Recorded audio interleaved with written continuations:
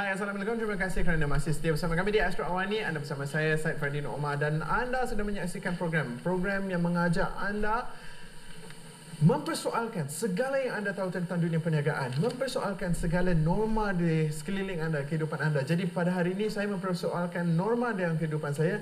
Anda menonton bisnes alternatif. Dan norma apa yang saya masukkan? Saya ni tak pakai tudung, tapi hari ini saya nak cakap pasal pakai tudung. Betul tak? Betul. Untuk membantu saya mengolah topik yang cukup menarik tetapi alien bagi saya ini, bersama saya ialah pengasas tudung labuh, butik tudung labuh N Razia, Puan Nik Razia Nik Ali. Puan Nik. Ya. Assalamualaikum, terima kasih kerana bersama kami. Boleh saya panggil Puan Nik atau Puan Razia? Puan Nik. Puan Nik ya, Puan Nik. Okey. Saya memanglah tak pakai tudung kan. Jadi bagi saya konsep pakai tudung ini suatu yang mungkin asing, tetapi apa yang saya dapat saksikan ialah bila kita bercakap tentang fashion muslimah, ada bermacam-macam jenis di luar sana. Daripada tudung labuh, tudung yang boleh buat macam siput, macam-macam jenis.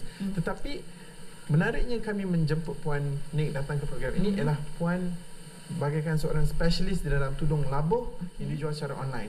Okey, cuba ceritakan sedikit tentang perniagaan Puan di sini. Okey. Yang saya jual sekarang jualan online tudung labuh. Maksud tudung labuh di sini ialah tudung labuh yang menepati ciri-ciri yang ditetapkan oleh syariat bagi seseorang wanita menutup aurat. Labuh di sini maknanya labuh sehingga menutup bahagian dada lah. Sebab sesetengah tudung yang ada sekarang di pasaran, tudung yang tidak cukup, kata yang kecil dan tidak cukup untuk menutup aurat bagi seseorang wanita. Okey, yalah seperti yang saya katakan tadi, kalau kita bercakap tentang busana muslimah ada macam-macam jenis. Tetapi Puan di sini memilih untuk hanya menjual tudung labuh. Padahal pada masa yang sama apabila Puan ada butik online tu bolehlah nak menjual jubah lah, baju kurung lah. Jadi kenapa memilih satu produk daripada satu rungkai sahaja? Okey. Saya berminat untuk menjual tudung labuh disebabkan saya merasakan bagi orang yang memakai tudung labuh ni, mereka agak sukar untuk mencari mendapatkan tudung labuh di kedai-kedai ataupun di mana-mana sahaja. Jadi daripada situ saya mengambil inisiatif untuk membuka satu jualan online tudung labuh untuk memberi kemudahan kepada orang yang memakai tudung labuh untuk mereka mendapatkan tudung ini. Okay. Lepas tu kalau kita lihat dari segi falsafahnya pula, seperti yang Puan katakan tadi, tudung yang Puan jual merupakan tudung yang menepati syariah. Dan kalau kita dapat lihat secara intrinsiknya, tudung ini bukan satu aksesori sebenarnya, tetapi ia satu keperluan bagi busana seorang wanita muslimah.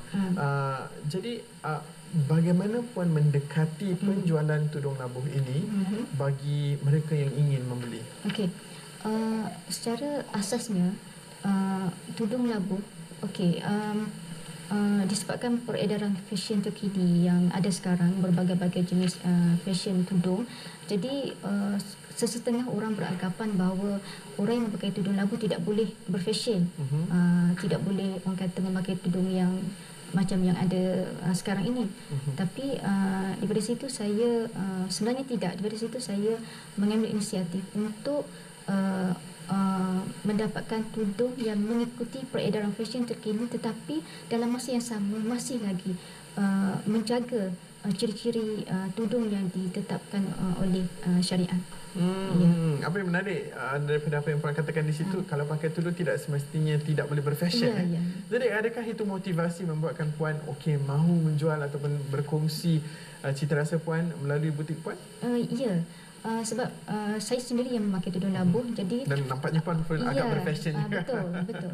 Jadi daripada situ saya suka melihat wanita yang bertudung labuh memakai tudung yang mengikut peredaran fashion terkini.